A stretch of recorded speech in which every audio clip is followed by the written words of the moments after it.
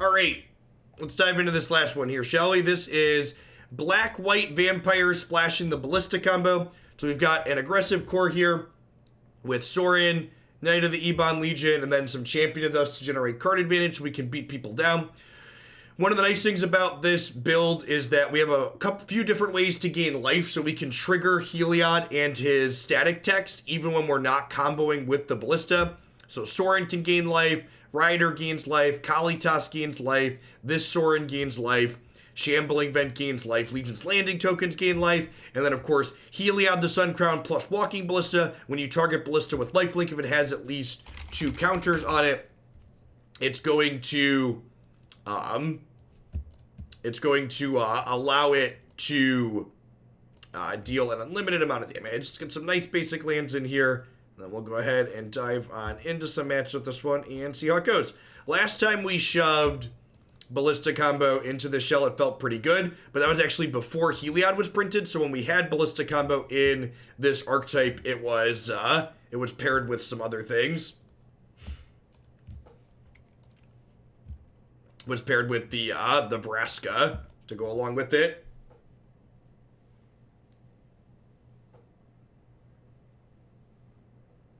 Old 4-mana Vraska.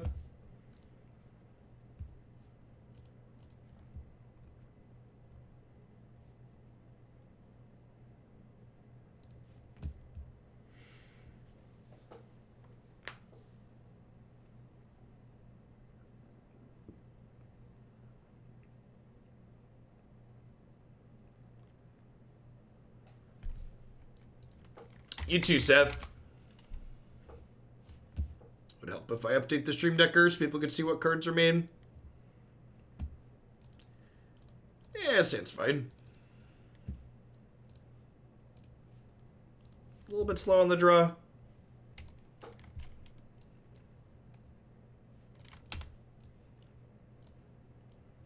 Okay, Kalitas will likely be very good here, assuming we can live long enough to leverage it. Ooh, Uro inside a Dreadless Dredge. Sounds great. Did I put a third rip in the board? I did not put a third rip in the board. Rip. Is it just me or is the viewer count down today? The viewer count for Magic Online is much, much lower than Magic Arena. Generally speaking.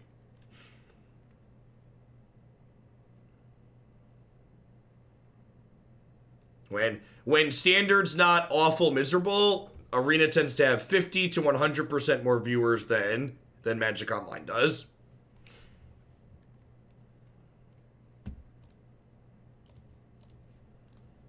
There's a lot of Pioneer decks in the queue though, so I wanted to do a day with a bunch of Pioneer decks. Gross. Basically all their cards do the same thing. I think the opponent's archetype's very good. We had played it once previously on stream, and it was really powerful. I had some record numbers this weekend, and I did not. My record number is, like, astronomically high. The numbers were back to being good. Like, arena numbers were way down. Like, what's it called? Before Theros released, my arena numbers were very comparable to my Magic Online numbers. They were just like super down across the board. So with Theros, they're back up to the 1,500 to 2,000 I had previously been hitting.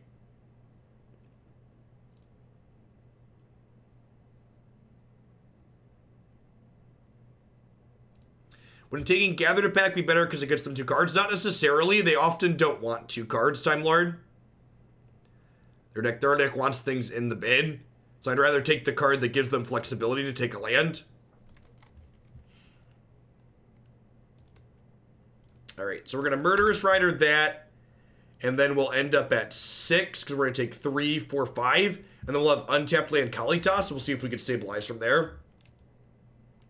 Yeah, my channel record for concurrent viewers, we had a bunch of front page stints in early 2019, was like 10,000 or 11,000 concurrent viewers. It was a lot, to say the least.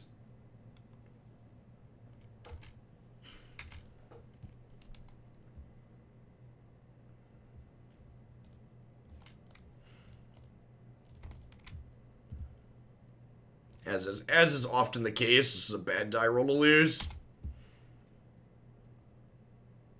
January 2019, 10,637. Yeah, it's all accessible via API metrics, so you should definitely be able to see online what the records are.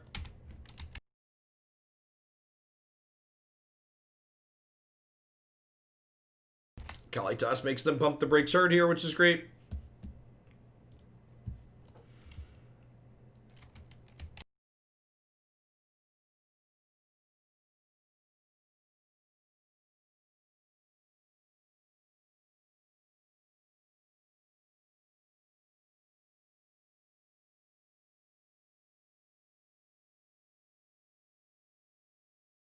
One thing to take note of here is our opponent does have a Creeping Chill in their hand, so our virtual life total is a little bit lower than it actually shows on screen.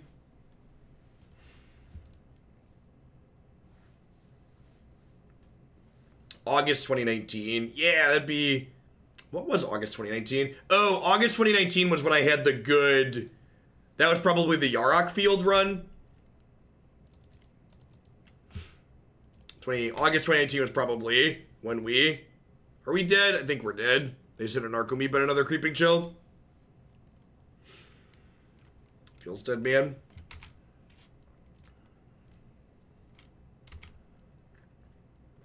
Yeah, if you look at my metrics for before the Theros release, all my numbers were super far down. I think my average concurrent viewer count for December was 600 or 700. It was real bad. Yeah, maybe it was the Twitch Rivals win. I don't know. I don't remember. They all blur.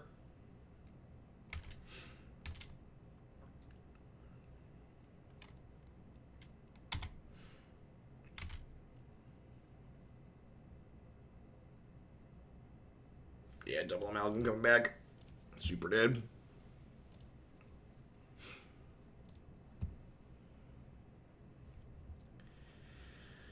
Alright, I've got 2 Rest in Peace and 2 Banishing Lights. Sorin's pretty slow. I think Thoughtseize is fine. Sometimes they have 1 key card we want to take.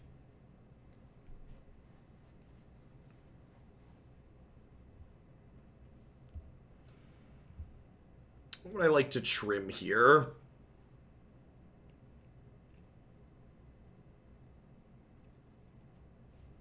This is probably hard to get going.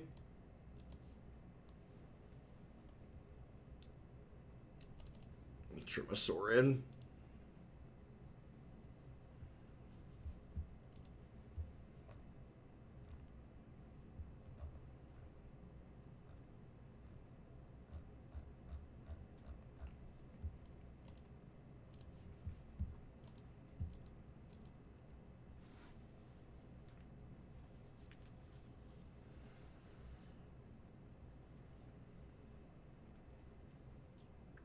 You rang.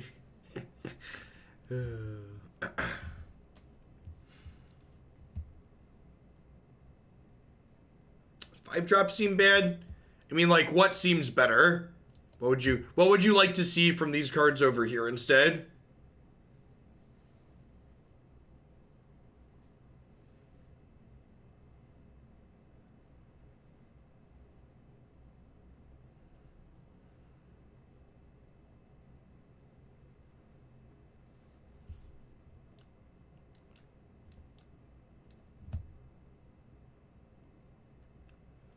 I don't know. I think a large part of that game that we just died, happened due to the fact that, we didn't have any plays till turn 3 that mattered.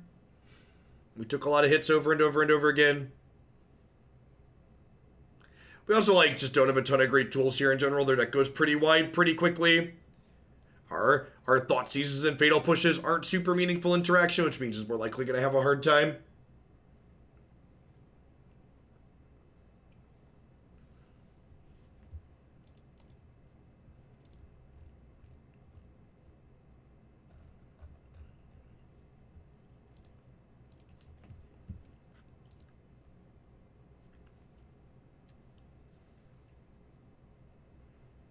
Hey, Doldy, thank you for the 10 months. I appreciate that. Welcome back. Thanks for keeping me around. Hope you're having a good one wherever you are. Opponent taken there. Come on, Seth.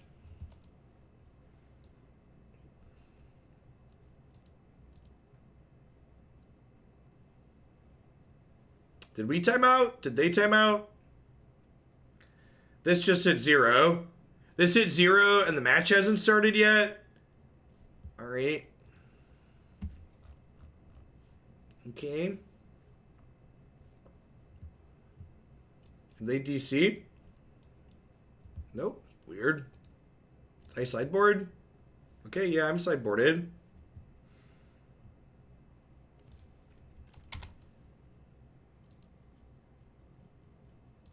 Maybe they had an IRL thing pop up.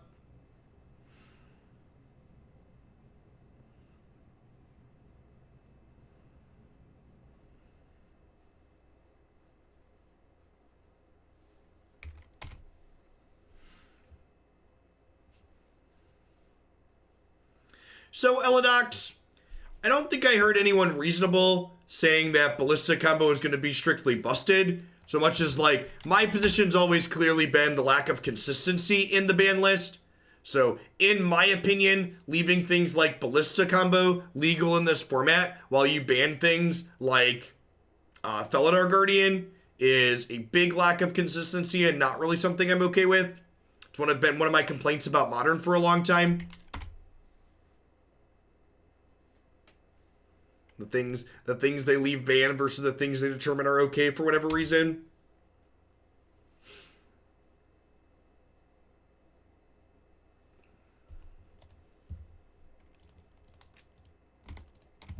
Probably see a salvage here. I'm going to put a counter on this and smack them for 2 and lifelink a little bit. If they Grizzly salvage into a Narcomoeba and get the price amalgam back this turn, I'm going to be pretty far behind. But not really anything I can do to play around that. Yep. Alright, no Narcomoeba, but they ditched double Amalgam here.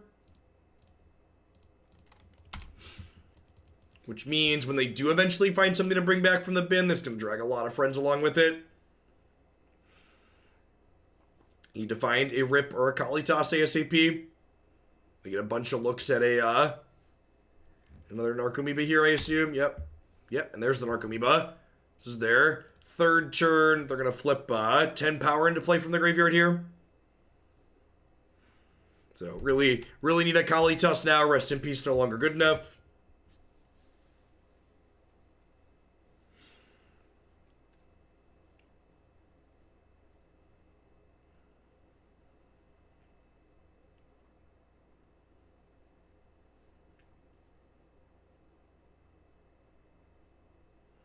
They have a Gurmag Angler too.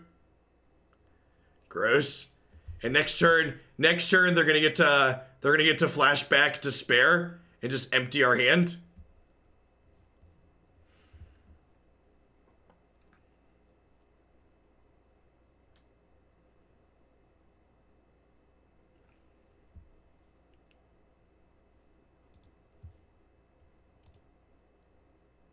Welcome to Modern. What? This isn't Modern? What now? Come on now. Do. I'm so confused now. Do.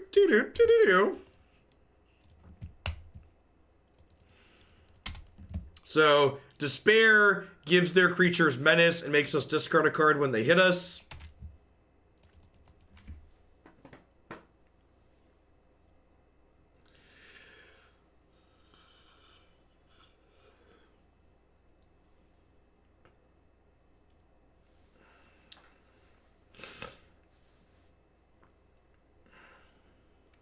Well, if we rip Heliod, we can't kill them for several more turns still. Because we need Ballista to have 2 counters. Well, I assume they're emptying my hand this turn, admin. So if I play Ballista with 2 counters there, I still can't rip Heliod. Oh, this gives lifelink. Yeah, you're right. You're right. I forgot about Sorin. Sorin gives lifelink. Yeah, I should have just played this for 2 to hope to draw Heliod. is what I should have done. I agree. I was thinking that I couldn't combo next turn anyways with the Heliod because I'm not going to have a land in my hand to play with the Despair, but Sorin changes that dynamic. Oh, they're actually going to kill Sorin. Are they?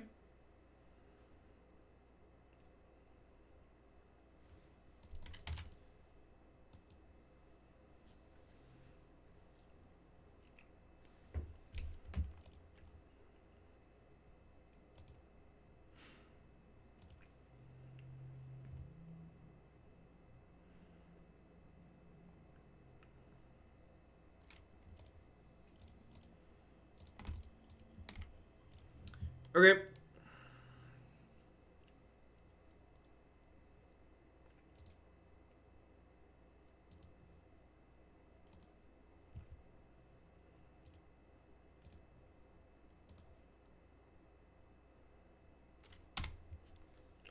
I'm not dead yet. Kalitas was a real good draw.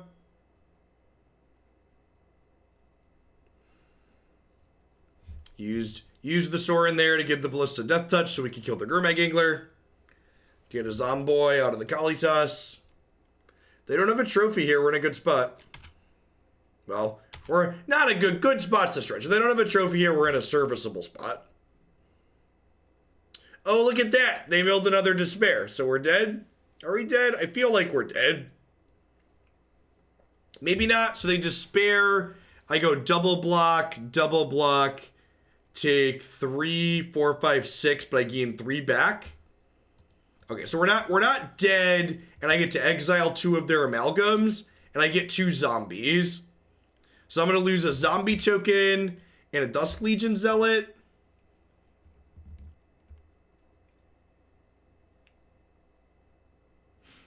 We're actually kind of in an okay spot. Kalitas is like really, really good here.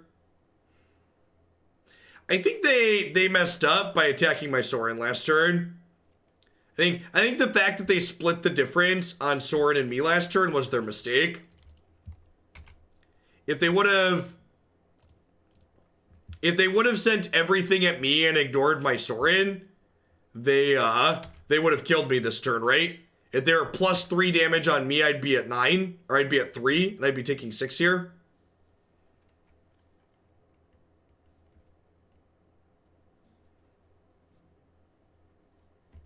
Yeah, in my defense, or in their defense, I also messed up. If I'd have put the Ballista on 2, we'd be in a better spot as well. But I didn't, so we're behind from that perspective also. So they messed up by attacking the Sorin with 1. I messed up by not playing the Ballista for 2. It's a little bit give and take. Sometimes, instead of playing Magic, you play soccer and punt the ball back and forth.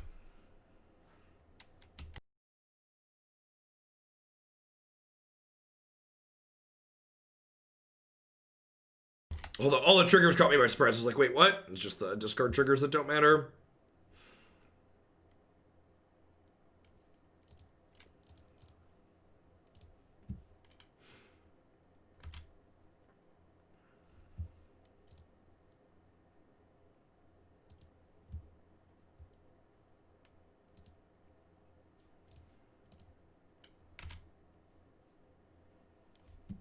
So we get to do that. We get to smack them with Kalitas. That way we're less likely to randomly die to Creeping Chill. Gain 3 back. They do have an Uro in their bin here. That's something to be concerned about. It's going to help them grind us out here. Although I suppose Kalitas pumping up the jam here with these zombies a little bit could maybe let us get through there.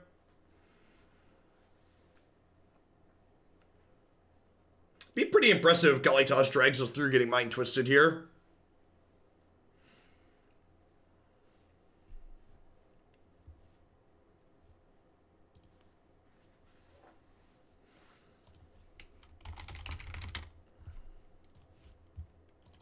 Yep. That's a big pig. This costs 10. They took Decimator of Provinces to hand.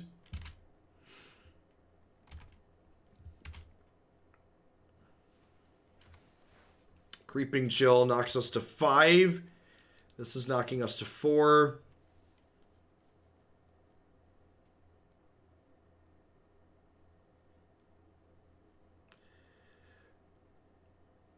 You bring back Uro here. Haunted Dead, tapping 4, looks like Uro. I mean, is it that ambitious? They have Gurmag Anglers in their deck, right? Like this costs, you emerge this off a Gurmag Angler, it costs you triple green. So like, if most of their lands make green mana, that seems fine. Like they're at 6 lands here. They can emerge the Decimator off of Uro next turn, right?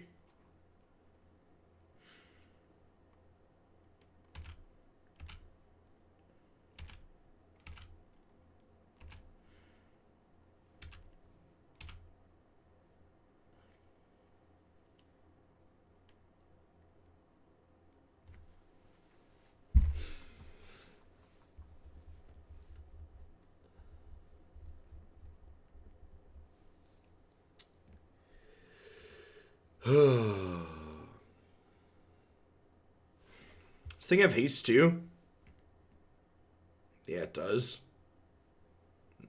It's gonna hit for 9. We're just dead, right? Pig's lethal next turn.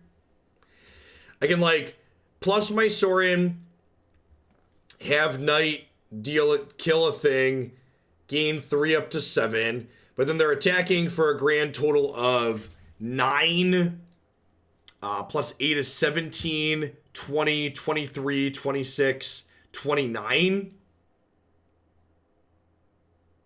Oh, they're going to emerge off of this. They are going to emerge off of this. So sorry, recount. This is 9, 12, 15, 18, 21. And I'll be at 7, but I'll have 5 zombies plus this, and I can give this lifelink up to 5, so I'll be at 12 life effectively with 8, like 9, 10, 11 defense. Yeah, it has haste too.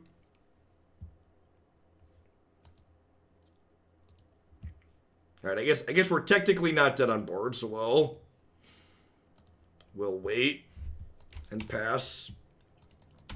So if they have an untapped land here, they can emerge off of a 2-drop. And if they emerge off of a 2-drop, we're going to die. But if they have to emerge off of Uro, I don't believe we're dead on board.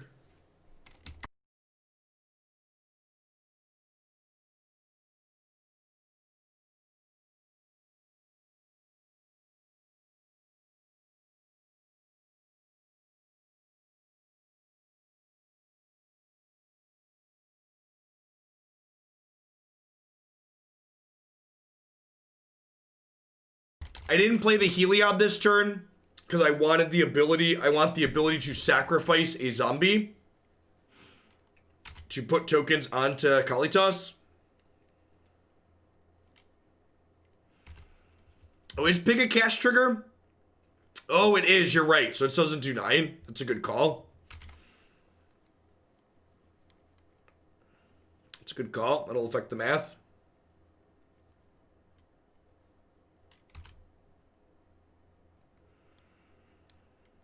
That's a Creeping Chill. And they have a Haunted Dead to bring back now.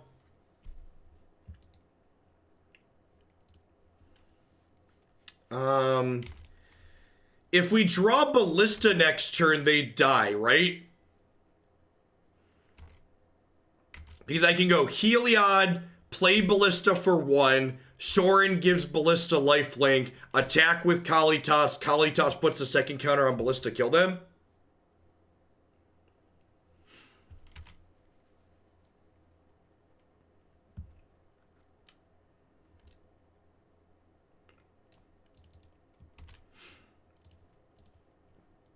So Ballista is lethal next turn, assuming they don't have any interaction here. Show me potato salad. 3 Ballistas and 45 cards. The old 1 in 15 chat. Do you believe? Do you believe? You didn't believe, chat. You didn't. I needed you to believe harder, chat. I needed you to believe harder. Harder, better, faster, stronger, more than every hour after hour. Do do do do do do.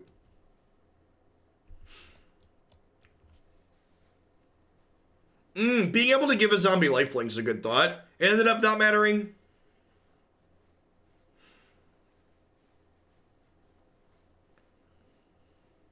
Can't believe I'm dead on the inside. Yep. So, neat that we had outs there. The Imperious Bloodlord being able to give lifelink without spending mana lets you combo in some tighter spots with this build than some of the other Heliod decks can, which is nice.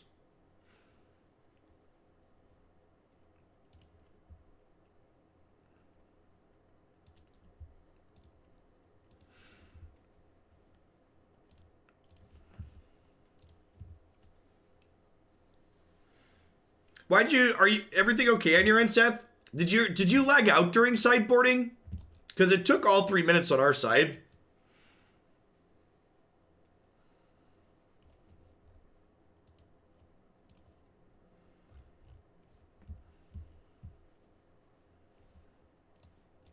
Yeah, this looks good. Moto crashed.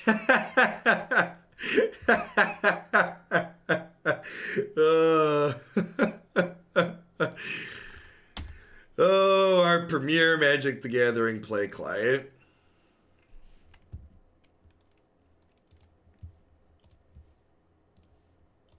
All the new folks who came into Magic that are like, I can't believe Arena got as messed up as it did. The rest of us are over here just like, oh my sweet summer child. Let me tell you a story of how bad things could be. It's called Magic Online, and it's old enough to vote in the 2020 election. Brimrock Knight's an interesting inclusion in the Prowess deck.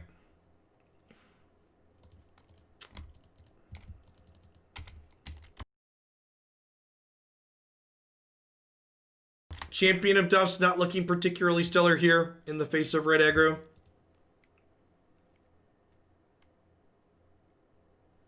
You're on 0 outs to rip. Sounds about right.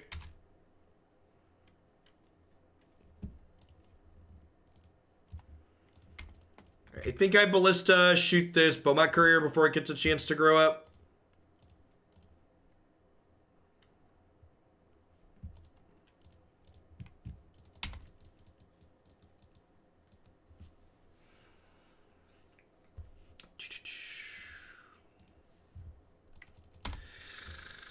Oh, that's a pretty good last card. Dog Mom is very angry, chat. She is not happy with us.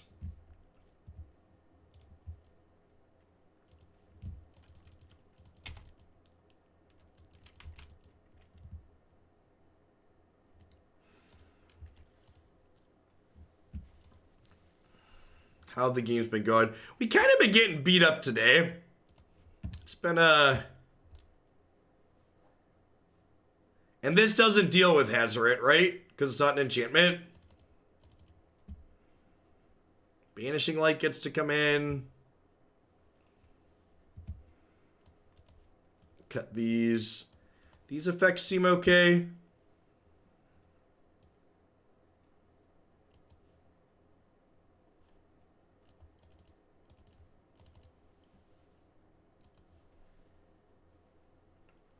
Sultai Wreck was fun. That's true. Sultai Wreck was fun. The God Pharaoh's Gift deck was fine. A little clunky, but it ended up coming together a number of times. We had a good record with it.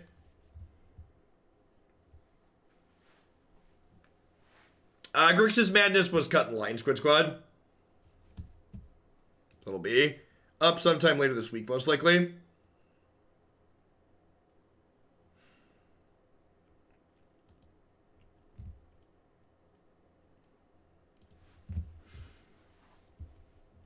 We have not combo killed anyone.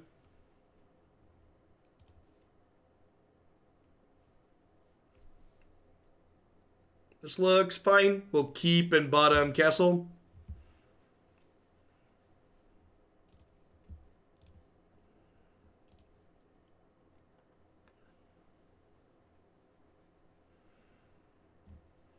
Yeah, I think with Oko being banned, Hazard, it's super reasonable in this format.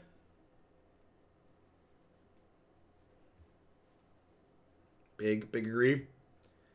Yeah, the Black-White Galaxy second standard is very reasonable. If you play against anything that's not Simic, you've got a lot of game to it.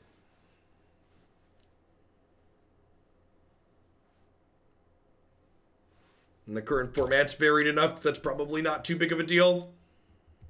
Be interesting to see where things settle. That's a fantastic draw.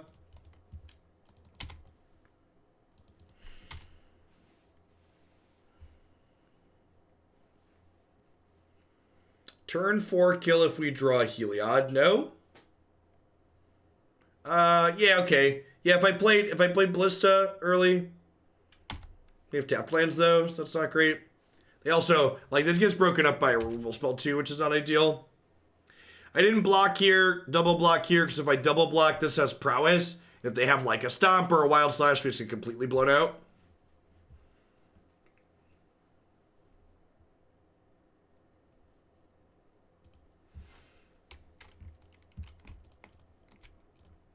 I agree that Simic is an archetype that's omnipresent. I think I'm actually going to pump this up and smack them.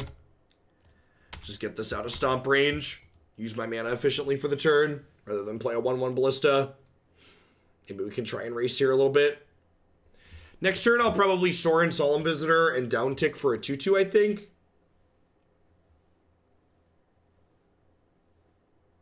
Doesn't seem unreasonable.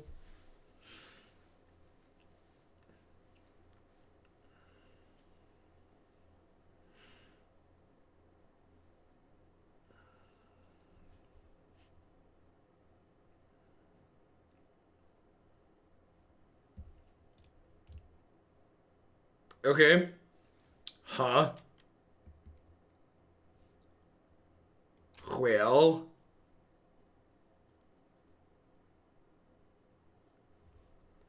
Yeah, so like varied formats, Justin, beating the best deck isn't impossible, and that's why the current format is reasonable.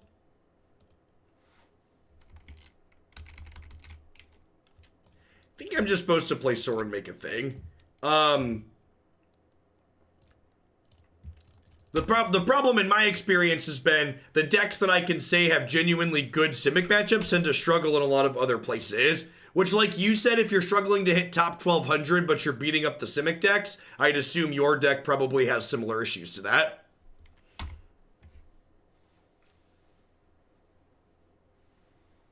There's also variants to go along with it, small sample sizes, all that jazz. Playing the Sorin out first here can bait some removal, so we could potentially stick the combo and not die to a Wild Slash.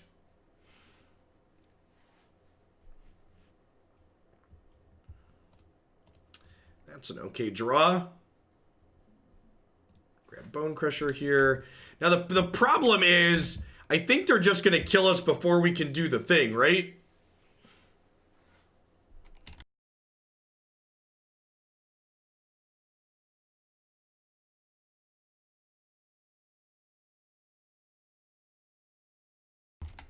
Yeah, they put so much pressure on, right? Like I just can't do anything here.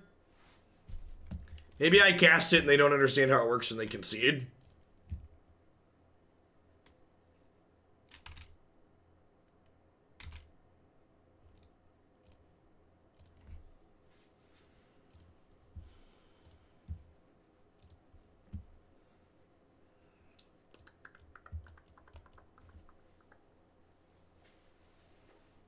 Yeah, combo is a lot of mana.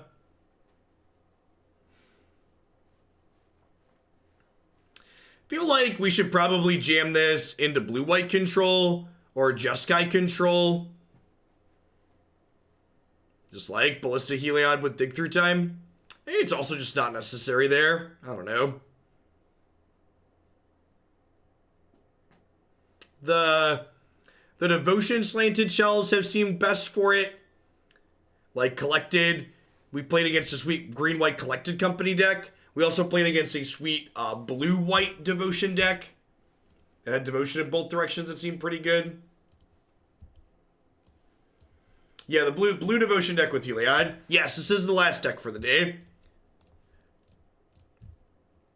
My approximate stream schedule is going to be ending a bit on the early side on Tuesdays and Thursdays, then running longer on Mondays, Wednesdays, and sometimes Friday.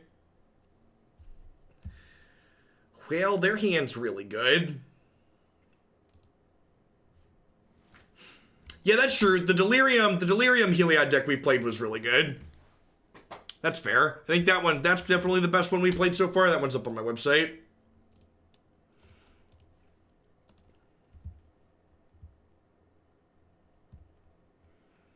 Yeah, enable as a creature or like the Delirium list only having to play one copy is a big deal.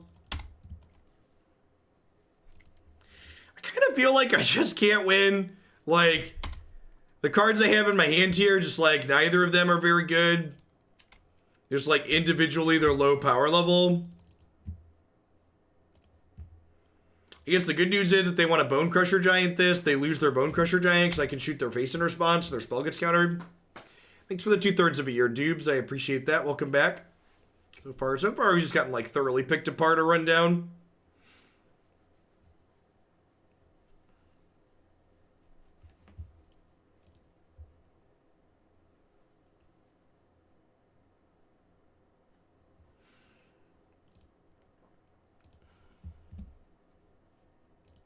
Yep, and they're stomping my face here. As expected.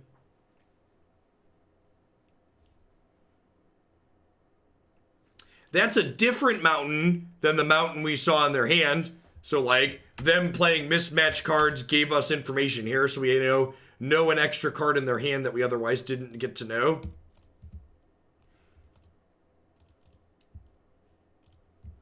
Yeah, the standard Heliod combo deck, I'm actually going to throw up on my website today. Had my art guy do up a banner for that one.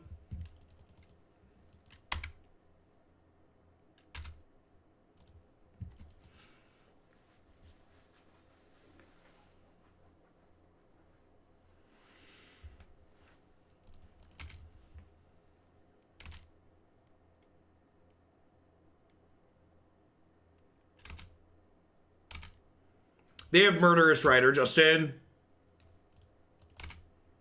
And probably supposed to chump block there. Glorybringer's just going to end us next turn. Oh.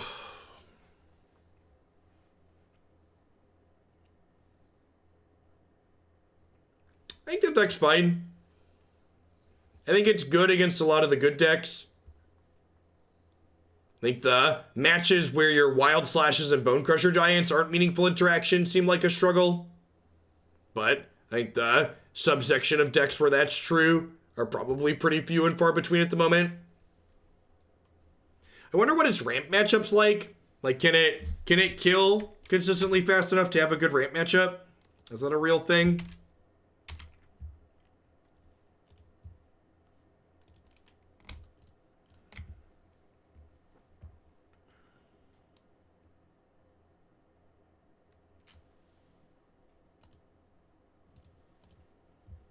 So they have Murderous Rider, Glory Banger, and then one card I don't know at the moment.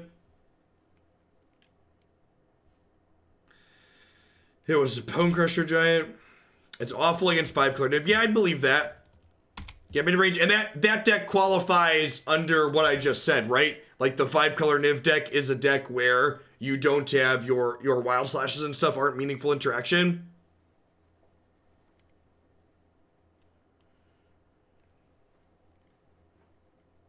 Favorite standard deck at the moment? Probably the Soul Type Vengeful deck. It's incredibly satisfying to punk out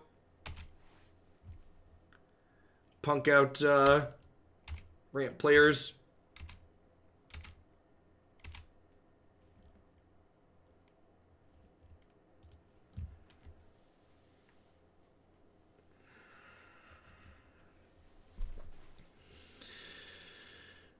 We're just a banger no matter how I slice this, right? And, like, even if we're not dead, I'm still in a bad spot.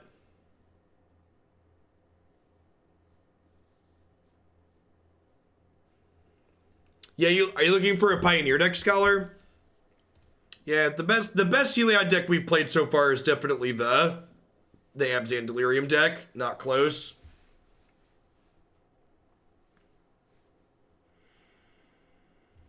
Gosh, what do I even board in here?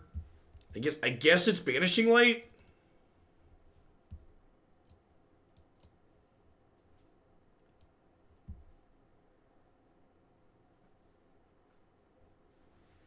Yeah, the opponent's build seems really, really good against what we're doing. Our average card quality is just low, so they're able to pick us apart a little bit.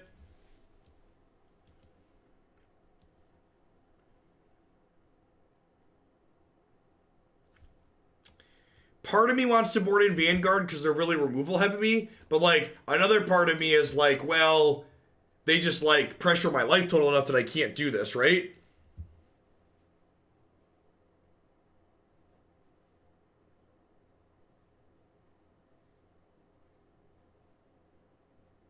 Yeah, but how do I win the game from there, Justin? They have Glorybringer in their hand, and they have 2 adventure creatures exiled. My deck has no sort of catch-up mechanic.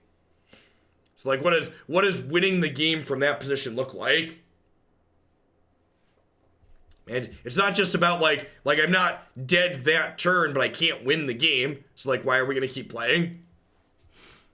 Hey, Eladox, thanks for the 10 months. I appreciate that. Welcome back. Thanks for keeping me around.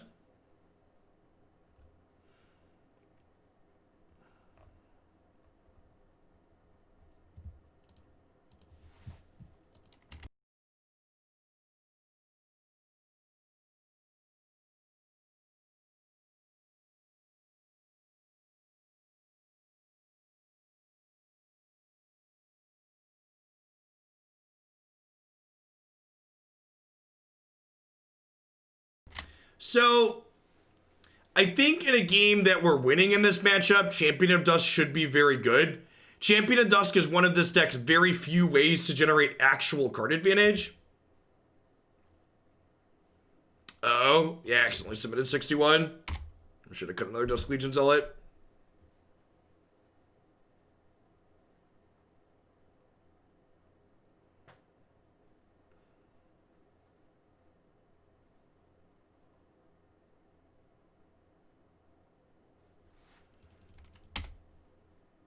Yes, I'm telling you, in my opinion, the winning line was to concede and go to the next game.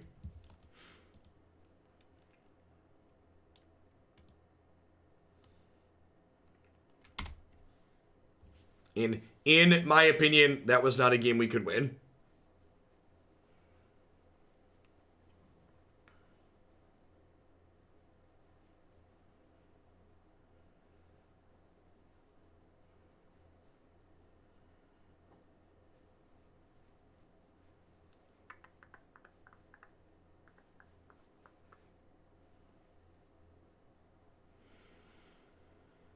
Playing, boarded into black-white Geats here.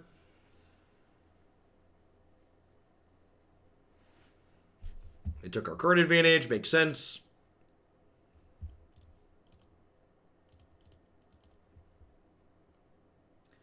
Mono black is weaker now with 5-color Niv and red-black mid-range. Can you explain why? I actually think the black aggro deck's a really good choice for cutting through decks like 5-color Niv. They have a lot of recursive threats, and they have some of the best disruption in the format in the form of Thoughtseize to break up what they're going to have to interact with you.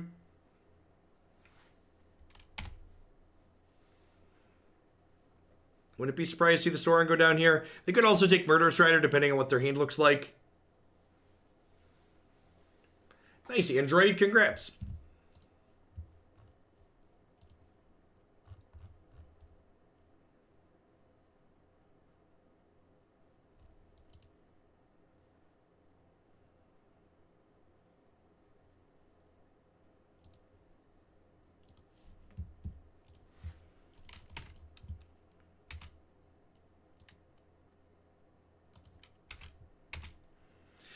I think I just like double Ebon Legion here and just like cross my fingers that they don't have a sweeper. If they do have a sweeper, I can like play Vengeful Bloodlord and get one of them back next turn at least.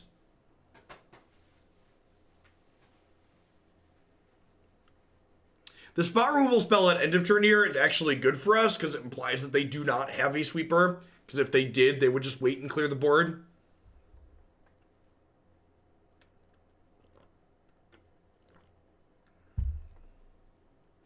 We've not ever played against second Pioneer. I would struggle to think of reasons why that would be better than the traditional green ramp deck. It's been a hot second since we played against Phoenix. Vomit.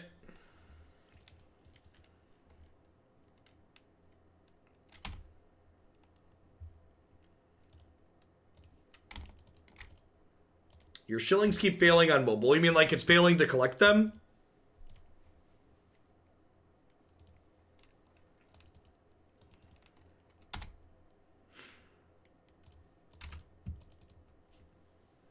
Okay, well, on the off chance they just have some threats in their hand. I guess the problem is, like, if their threat is, like, Banger.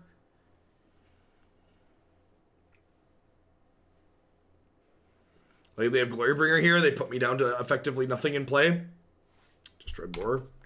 Pretty close to nothing. They have Field of Ruin to deal with my Shambling Vent. I'm going to hold on to the land because the land can insulate me from a draw step K command. Taking a spell.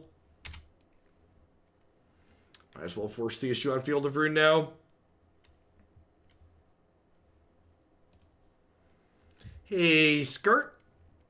Let's get you a sword to go with that shield. Thanks for keeping me around. Hope you're having a wonderful Tuesday wherever you're at in the world.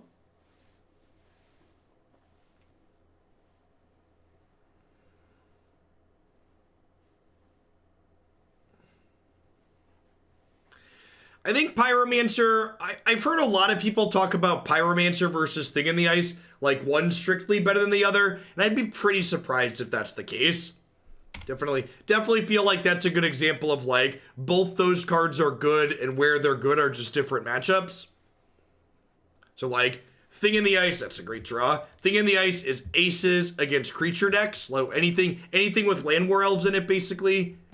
Thing in the Ice is excellent, whereas Young Pyromancer is much better against things like the land ramp deck and control decks that don't have creatures in them. So I'd be pretty surprised if an optimal Phoenix deck doesn't include both of those cards.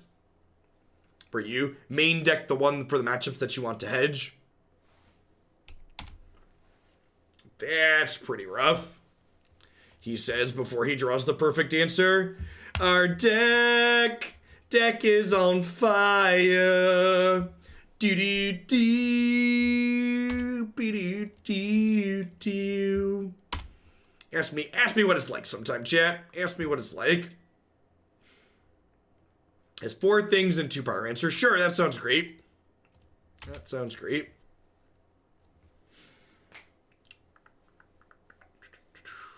So long, Murderous Rider. Alright, they're empty-handed and we have a 1-1, but they have a castle. I feel like their life total's high enough at the moment that they're ahead.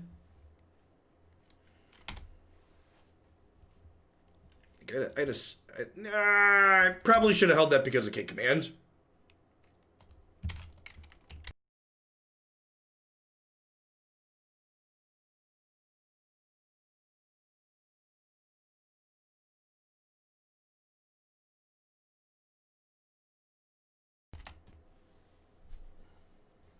Okay, yep, good. Down to 7. They just draw a bunch of bricks. That's exciting. We're so good at drawing spells, chat. Just the bestest.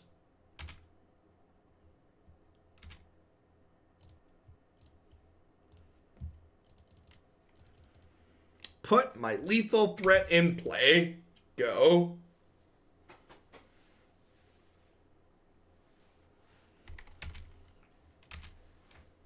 Okay, that chump blocks my lethal threat for a turn.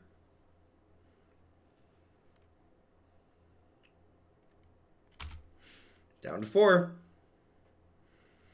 I guess lethal's lethal, right? What's the difference between 6 and 4? Okay, they're on speed bump duty.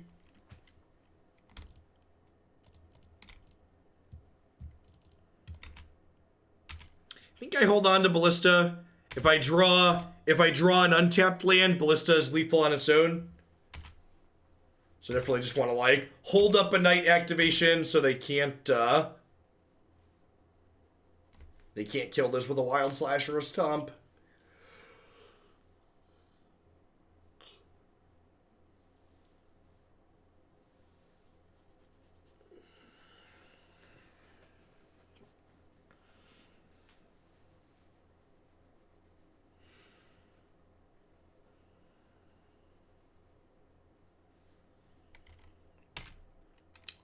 That's a pretty good one.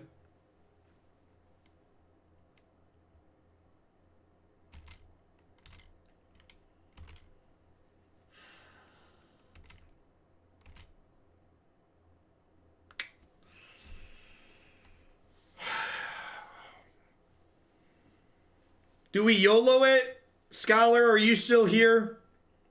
Do we YOLO the Ballista?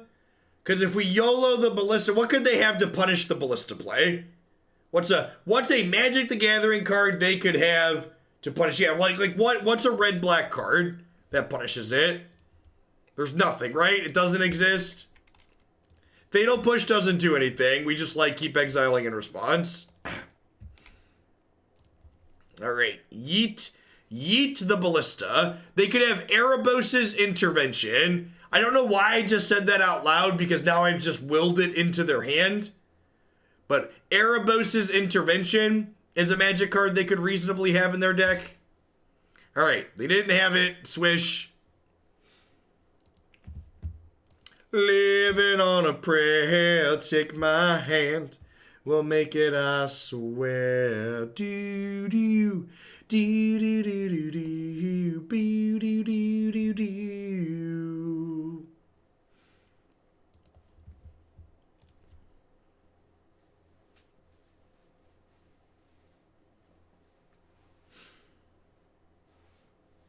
History question: have there ever been good sets that felt bad because the standard they were introduced in? So no, I don't think that's true, Weary Dude. I think good sets make standard better. Oh, I forgot to. Right, we submitted 61 last time. Good example is Theros, right? Like, Theros was introduced into a pretty rancid stain of a standard format, and like, it took that bugger and turned it right around.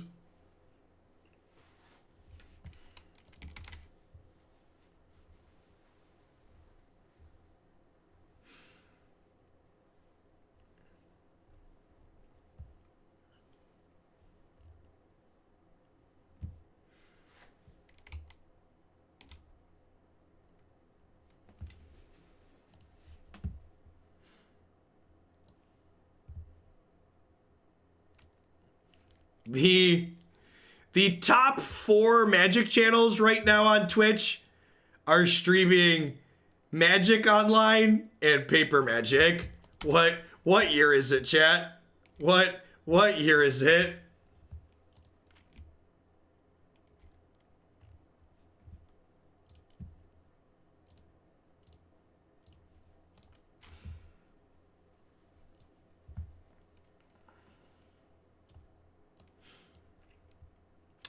I think I just take Rider, right? Because the most control over what they do.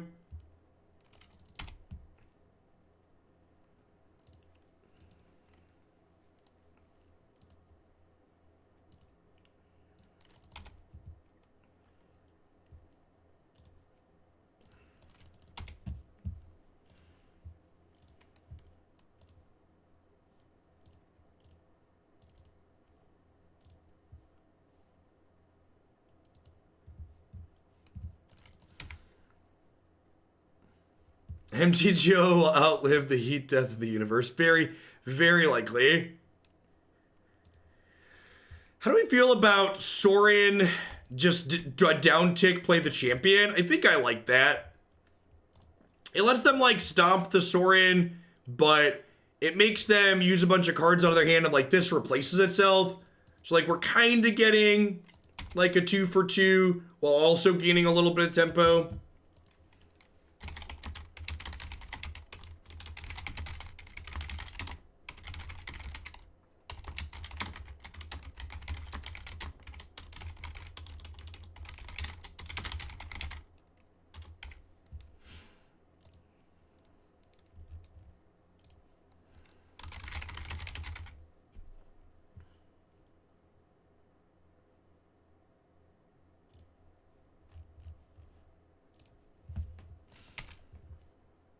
So they did that. They did that.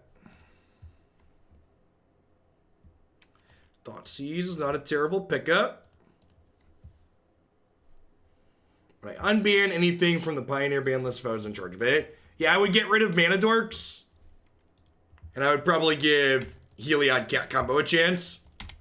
I think it'd be interesting to see a world where Cat combo exists without Mana Dorks, and ideally without Teferi Time Raveler as well. No, this deck never has Heliod as a creature.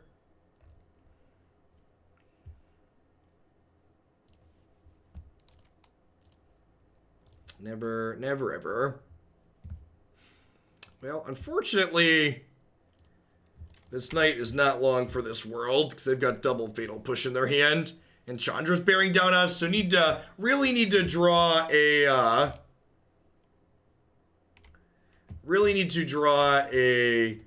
Murderous Rider or a Banishing Light here to deal with Chandra. They scry a card at the bottom. Bone Crusher plus push here, I assume. They just forget to use their Chandra. Deal.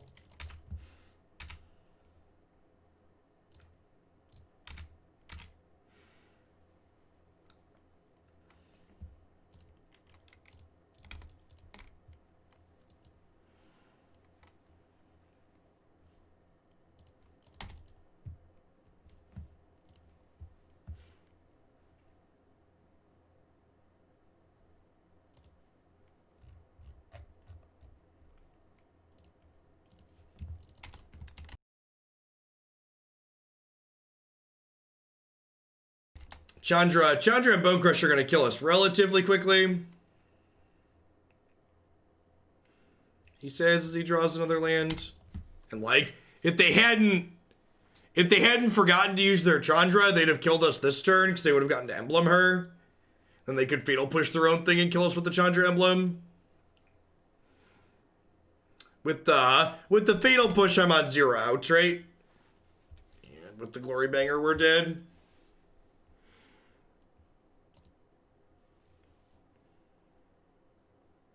Now they have a Fatal Push in hand, Justin. Oh, I guess if I have 8 mana, I could Ballista for 4, give it lifelink. No, that doesn't work because they just push it in response to the trigger targeting it. No, it doesn't work. The Fatal Push still beats us. I think I'm gonna call it a day. That was a rough set. Like, I feel like we just kind of diluted what was going on here too much.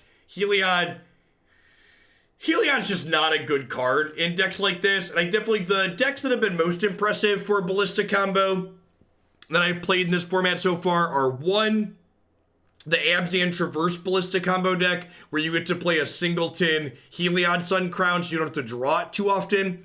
And 2, except when you want it. And 2, the builds that can turn this into a creature. There's been some white Devotion aggro decks that have seemed really good. We even played against a really sweet one today, where they collected companied, and you can collected company into Walking Ballista plus Beneficial Marshal, so you can company into Ballista and not have it die, which seems really sweet.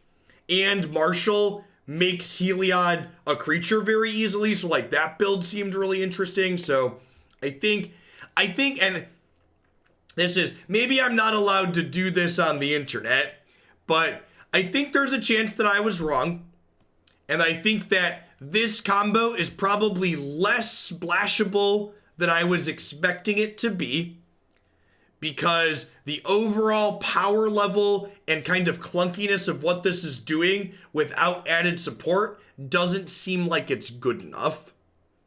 So I think in shells like Delirium, where you can draw Heliod very minimal amounts, and in shells where you can make it activate as a creature, seem reasonable. But as far as like splashing this into whatever you're playing, that seems like it's not quite as possible. The format as a whole is aggressive enough to make that not good enough, I think. That would be my assessment. And this is an example of something that's really, really awkward here. We're supposed to double down. Yeah, we're not gonna double down. I ends up just being a little bit too clunkier than I expected. All right, I'm going to be off early today. Like I said, Tuesdays and Thursdays, I'm ending a little bit earlier.